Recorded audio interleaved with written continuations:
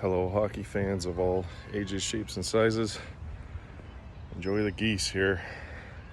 Whole pile of them. Goose poo all over the track. Got a little haircut.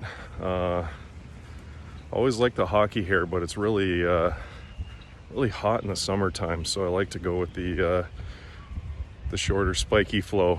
I don't know. The boys would always like my buddies would like the long hair, but the girls in college begged me to get rid of the hockey hair, so kind of gone with that most of the time anyway. I wanted to talk a little draft, and also what the hell with the buyout talks of TJ Brodie. It doesn't make any sense to me, but who are my guys, so to speak, for the draft, I guess. I really like Will Smith, righty, right-hand shot. I like Matvei Michkov, especially seeing those guys a lot for the Sharks draft pick at number 4. I don't know if Montreal might try to trade for the Sharks' 4th pick or the 2nd. I'm hearing Adam Fantilli, I really like him.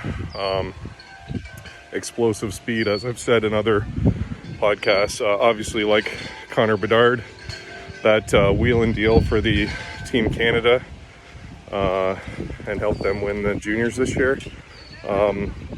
Really like Quentin Musty, Lucas Dragovic. Love the release of that guy. He's actually pushing really low in the draft. I have no idea why, but who else? Otto Stenberg, Swedish guy. Sandin Pellikka, another Swedish defenseman. Who else is out there? Oliver Moore, really shifty guy. Good playmaker. Looked really good at the U.S. development team for their, I want to say the U18s, the juniors. And of course Ryan Leonard as well. I think he can play wing. For me, it's like I look at the Sharks and I say Hertl and Couture 1 and 2, and they're really lacking that center depth. So I do think that like a Will Smith could make sense for the Sharks at number 4. But I'm also looking at, like, there's hardly any wingers that are in the first round this year. So it seems like more of a big backlog of defensemen and centermen. And I know they always say like centermen can go to the wings, but I think somebody that plays the boards really well, off the wall, etc., is going to be a lot better pickup for a team, because they're made for the wing. And you know, as guys sort of get lower in percentages for face-offs, like I heard some people, I heard a mock trade of like Couture to Columbus Blue Jackets. I personally couldn't see it.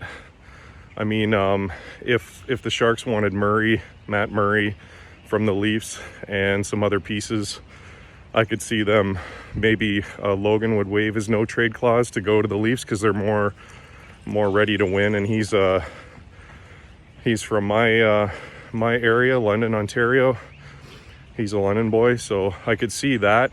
I don't know if he liked the Leafs when he was growing up or whatever, but I could kind of see that more than like a rebuilding Blue Jackets. But it seems like Blue Jackets are really going for a solid defensive core. And there's a lot of talk about like TJ Brodie. Wanted to mention that as well. I think it's like just ludicrous to buy him out. Like, why would you do that?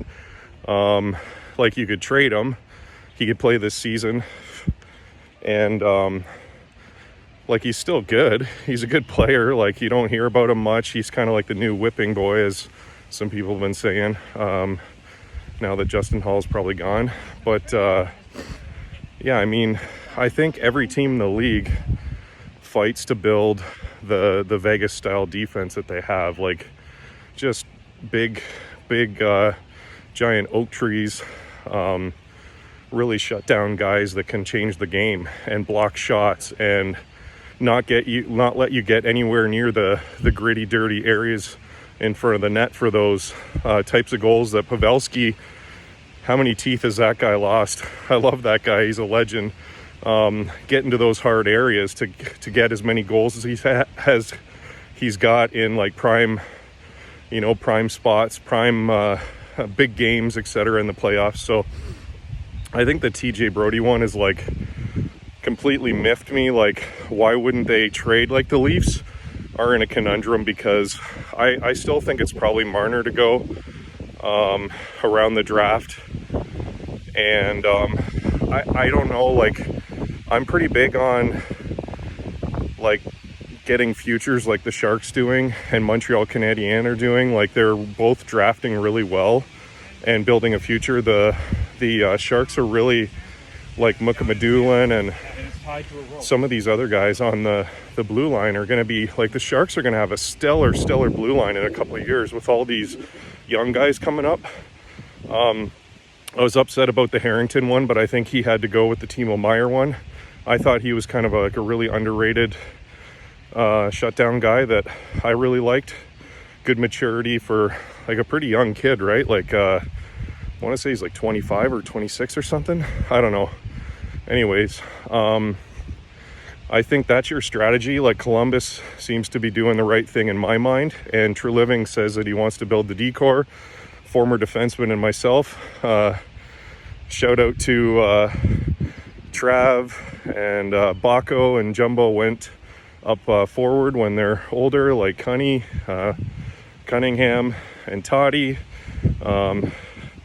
Great baseball player too, and Toddy. And a couple of the other boys from back in the day from defense. So yeah, I think defense is incredibly important, but if you weigh too much in defense, you're gonna meet your kind of maker, so to speak, in like the Vegas Golden Knights, because as you saw with Carolina, they had so much on the back end, and you can't blame them for a couple of their top end guys going down, like Andrei Svechnikov and Max Pacioretty, with some critical injuries to their front end. So I want to say you got to get the breaks in the playoffs too. Like, when I was looking back at the San Jose run in 2016 when they lost to Sid and the Penguins, there's a thing online that showed like all the goals leading up to them, and there was a lot of power play goals.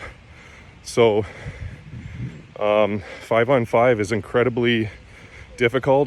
There's incredible parity around 5-on-5, so you really got to be taking advantage of all your chances. And as a lot of people pointed out, Florida Panthers were brutal on the power play in the playoffs. So I don't even think, like, in the last series it was terrible. So yeah, defense important, power plays, obviously you got to have enough offense, goals for, which the Sharks are really lacking, and I hope they grab a guy like Tarasenko or something. I can't wait for the draft.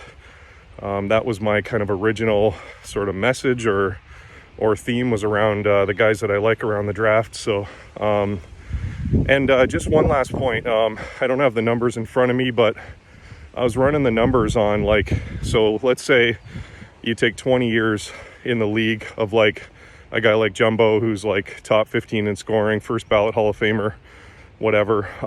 Not every guy has a career like him.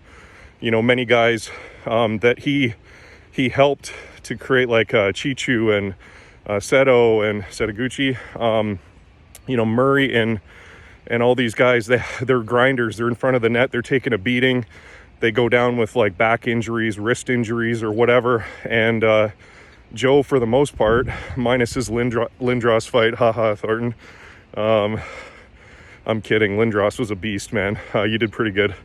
But yeah, like, he was able to avoid those major injuries. I know he he was up for the Masterton for recouping for, I think it was like an MCL tear or something. Like, those are insanely debilitating, right?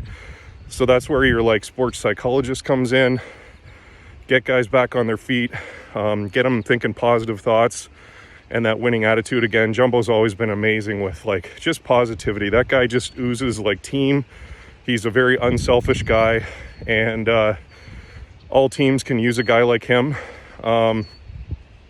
So when it comes to the locker room and stuff like that, you got to think about building a strong defensive core, guys having fun. Hopefully Mario Ferraro has a bounce back season this year. Get those Ferrari wheels going, buddy. I always liked seeing him his first and second year when Jumbo was still there.